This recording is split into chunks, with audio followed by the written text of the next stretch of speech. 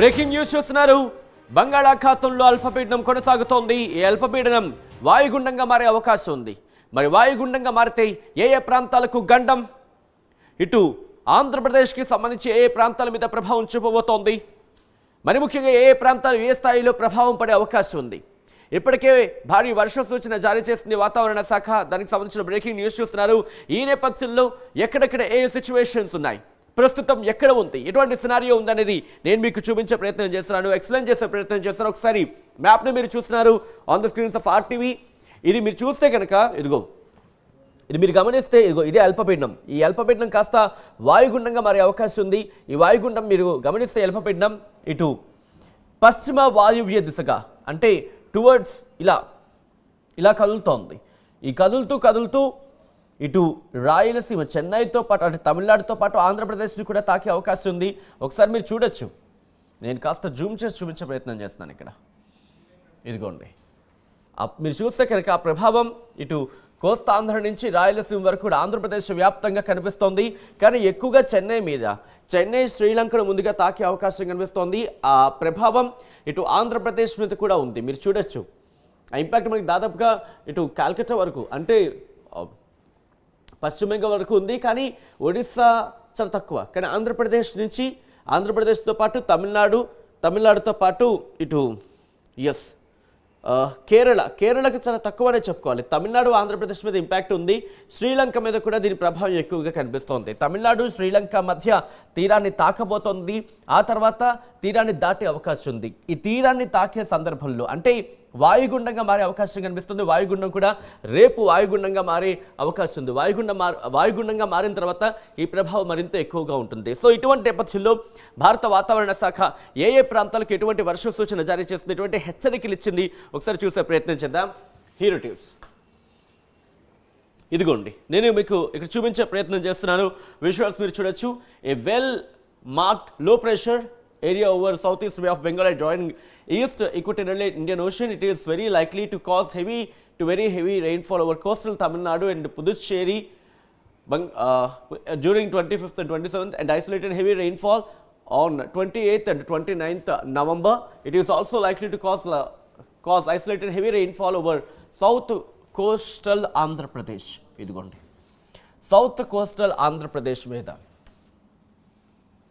నేను కాస్త బ్లాక్ చేసి చూపించే ప్రయత్నం చేస్తాను. అంటే దక్షిణ కోస్తాంధ్ర మీద ఈ ప్రభావం ఎక్కువగా ఉండబోతుందంటూ కూడా వాతావరణ శాఖ చెబుతోంది. ఇదిగో సౌత్ కోస్టల్ ఆంధ్రప్రదేశ్ మీరు గమనిస్తే కనుక దక్షిణ కోస్తాంధ్ర మీద దీని ఇంపాక్ట్ ఎక్కువగా ఉండబోతుందనేది వాతావరణ శాఖ చెబుతోంది. ఇదిగోండి, దక్షిణ కోస్తాంధ్ర మీద ఆ ఇంపాక్ట్ ఎక్కువగా ఉందనేది వాతావరణ శాఖ చెబుతోంది. ఇది ఎప్పుడు 27, 29తో పాటు 25 నుంచి అంటే రేపటి నుంచి కూడా దీని ప్రభావం ఉంటుంది. రేపటి నుంచి కూడా దీని ప్రభావం మనకు కనిపిస్తుంది.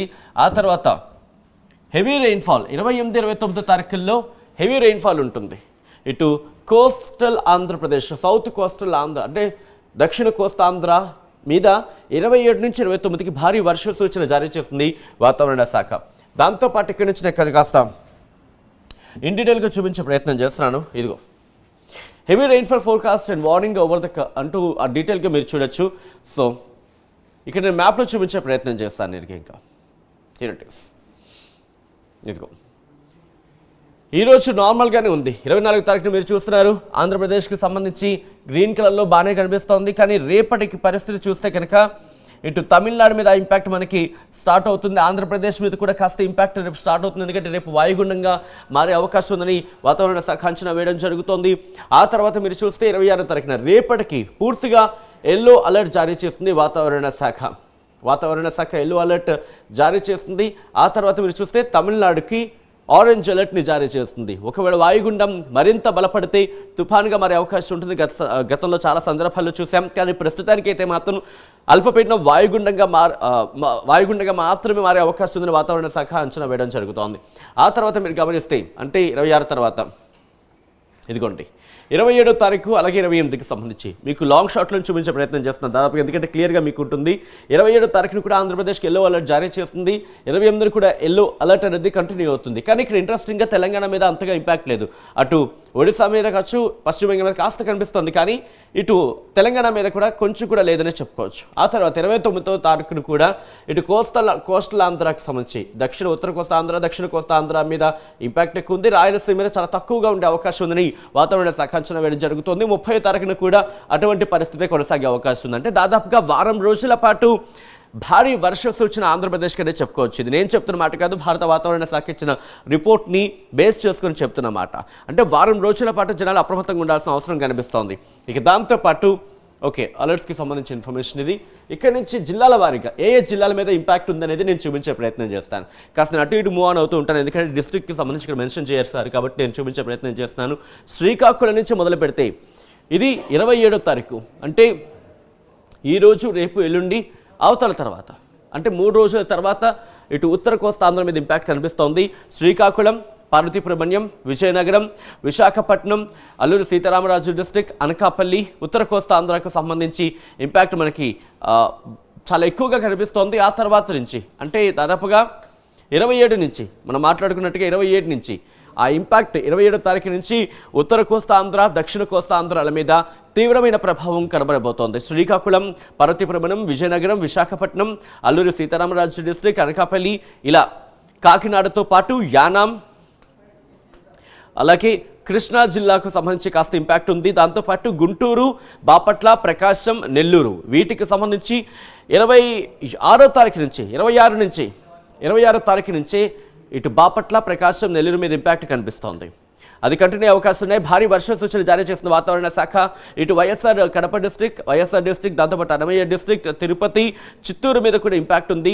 4 రోజుల పాటు కొన్ని చోట్ల కంటిన్యూ అయితే మరి కొన్ని చోట్ల 3 రోజుల పాటు భారీ వర్ష సూచన, ఉరుములు మెరుపులతో కూడిన వర్షాలు కురిసే అవకాశం ఉంది. వాతావరణ శాఖ అంచనా వేయడం జరుగుతోంది. ఆ ప్రిడిక్షన్ మీరు చూస్తున్నారు ఆర్టీవీ స్క్రీన్ మీద ఎక్స్క్లూజివ్గా. సో ఇటువంటి నేపథ్యంలో ప్రస్తుతం ఎక్కడ ఉంది, ఎటువంటి సినారియో ఉంది, ఎంత వేగంతో ముందుకు వెళుతోంది, ఎప్పుడు తాకే అవకాశం ఉంది, ఎన్ని గంటలకు తాకచ్చు, ఒకవేళ తాకితే ఏ ప్రాంతాల మీద ఏ సందర్భంలో ఏ టైంలో ఎక్కువగా ఇంపాక్ట్ చూపించే అవకాశం ఉంటుంది, ఏ ప్రభావాలు ఉండే అవకాశం ఉంటుంది, ఏ మేరకు ప్రభావం ఉండే అవకాశం ఉంటుంది, ఏ స్థాయిలో వర్షం కురవచ్చు, ఇవన్నీ కూడా ఒకసారి చూసే ప్రయత్నం చేద్దాం. Here it is. జూమ్ సాయంత్రం నేను చూపించే ప్రయత్నం చేస్తున్నాను. ఇగో మీరు చూడొచ్చు, ప్రస్తుతం ఇటు ఆంధ్రప్రదేశ్కి సంబంధించి మనం చూస్తున్నాం. నెల్లూరు, తిరుపతి వరకు కూడా ఇక్కడ మనకి మ్యాప్లో కనిపిస్తోంది. కానీ మీరు గమనిస్తే ఇదిగో ప్రస్తుతం నేను ఒక్కసారి ఆ డైరెక్షన్ కూడా చూపించే ప్రయత్నం చేస్తున్నాను. ప్రస్తుతం ఇక్కడ ఉంది, ఇదిగోండి ఆ డీటెయిల్గా నేను చూపించే ప్రయత్నం చేస్తున్నాను. 45 కిలోమీటర్లు, ఒకసారి సారీ ఫర్ దాట్, ఒకసారి నేను చూపించే ప్రయత్నం చేస్తున్నాను. 45 కిలోమీటర్లు గంటకు 45 కిలోమీటర్ల వేగంతో కదులుతోంది. ఆ తర్వాత కాస్త బలహీనపడే అవకాశం ఉంది. 35 కిలోమీటర్లకు వస్తుంది, 35 కిలోమీటర్ల నుంచి 45 కిలోమీటర్లు బలం పెరిగిన తర్వాత ఇంకా పెరిగే అవకాశం ఉంది. లో ఛాన్సెస్ ఇన్ 24 hours అంటూ కూడా పొటెన్షియల్ డెవలప్మెంట్ అంటూ ఒకసారి చూడొచ్చు. సో డైరెక్షన్స్ అనేది మనకి క్లియర్ కట్గా ఇక్కడ కనిపిస్తుంది. మీరు చూస్తే ఇదిగో 45 కిలోమీటర్లు గంటకు 45 కిలోమీటర్ల వేగంతో కదులుతోంది. ఇటు చెన్నైకి తమిళనాడుకి శ్రీలంకకు మధ్య తీరాన్ని తాకబోతోంది. తాకిన తర్వాత ఇటు ఆంధ్రప్రదేశ్ మీద కూడా ఇంపాక్ట్ ఉంది. సో ఆంధ్రప్రదేశ్ మీద ఎప్పుడు ఏ స్థాయిలో ఉండొచ్చు అనేది నేను ఒకసారి చూపించే ప్రయత్నం చేస్తాను, ప్లే చేస్తున్నాను. సో మీకు ఒకసారి క్లియర్ కట్గా అర్థమవుతుంది ప్లే చేస్తున్న కొద్దీ. ఇదిగో ఇలా వర్షం అనేది ఆ డిప్రెషన్కి సంబంధించి మనం చూడొచ్చు. అల్పపీడనం కాస్త వాయుగుండంగా మారే అవకాశం ఉంది. మారిన తర్వాత ఇదిగో ఇలా మనకి దూసుకొస్తోందన్నమాట తుఫాను ఇటు ఉత్తర కోస్తాంధ్ర నుంచి దక్షిణ కోస్తాంధ్రతో పాటు రాయలసీమ వరకు కూడా. ఒకసారి మీరు చూస్తే ఆ ఇంపాక్ట్ మనకి కొనసాగుతూ ఉంటుంది. అది కూడా 27, 28, 29 3 రోజుల పాటు భారీ వర్ష సూచన జారీ చేస్తుంది వాతావరణ శాఖ.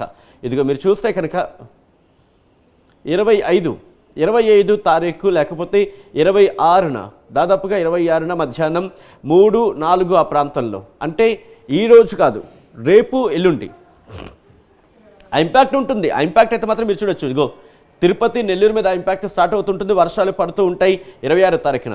కానీ ఇంపాక్ట్ మీరు చూస్తే కనుక 26 తారీఖు తర్వాత 27, 28, 29 3 రోజులు కూడా, ఎందుకంటే ఈ తాకినప్పుడు తీరాన్ని తాకిన తర్వాత తీరాన్ని దాటే క్రమంలో వర్షాలు ఇంకా భారీగా కురుస్తుంటాయి. తీరాన్ని తాకే సమయంలో కూడా వర్షాలు కురుస్తూ ఉంటాయి. ఆ తర్వాత అది కంప్లీట్గా డైల్యూట్ అయిపోతూ ఉంటుంది. అటువంటి సందర్భాన్ని మనం చూడొచ్చు.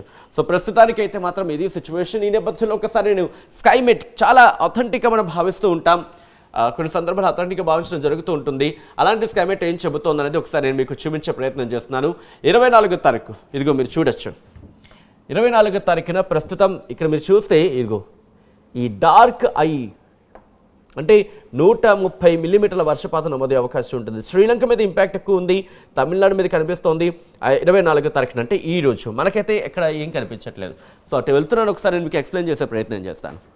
హెరిటిక్స్ ఎందుకంటే క్లియర్గా ఉంటుంది. 25వ తారీఖున మీరు చూస్తే కనుక ఇటు శ్రీలంకను తాకపోతోంది. రేపు శ్రీలంకను తాకే అవకాశం ఉంది, వాయుగుండంగా మారే అవకాశం కనిపిస్తోంది. వాయుగుండంగా మారిన తర్వాత దాదాపుగా 130 మిల్లీమీటర్ల వరకు కూడా వర్షపాతం నమోదయ్యే అవకాశం ఉందనేది ఇక్కడ మనకి క్లియర్ కట్గా అర్థమవుతోంది శ్రీలంకకు సంబంధించి. ఆ తర్వాత ఎలా ఉండబోతోంది హీరోటిక్స్, ఇటు తమిళనాడు మీద ఇంపాక్ట్ కంటిన్యూ అవుతుంది. దాంతోపాటు అక్కడ దాదాపుగా 30 నుంచి 40 సెంటీమీటర్ల వరకు కూడా వర్షపాతం నమోదే అవకాశం ఉంది.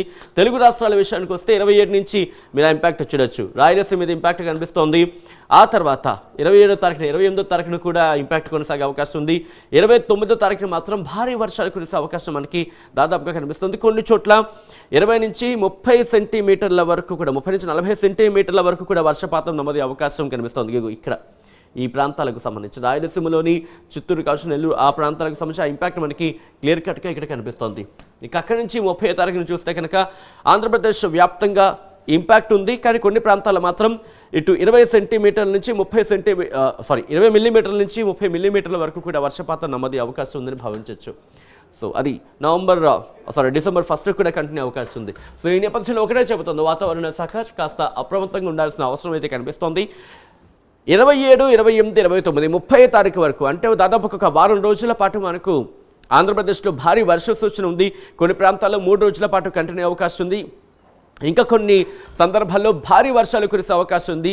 ఇక్కడ ఎల్లో అలర్ట్ జారీ చేస్తుంది ప్రస్తుతానికైతే. ఎల్లో అలర్ట్ అంటే కాస్త రెడీగా ఉండాలని అర్థం. ఎల్లో అలర్ట్ అంటే ఏదో లైట్ తీసుకోవడానికి కాదు, దాన్ని ఏమంటారు, ఎల్లో అంటే లైట్ తీసుకోవడానికి కాదు, కాస్త అలర్ట్గా ఉండాల్సిన అవసరం, ముందస్తుగా మనం రెడీ అవ్వాల్సిన సిచ్యువేషన్ కనిపిస్తోంది. ఆ తర్వాత ఒక్కసారిగా చాలా సందర్భాల్లో చూస్తూ ఉంటాం ఎల్లో అలర్ట్ కాస్త ఆరెంజ్ అలర్ట్ అయిపోతుంది, లేకపోతే ఆరెంజ్ అలర్ట్ కాస్త కొద్దిసేపు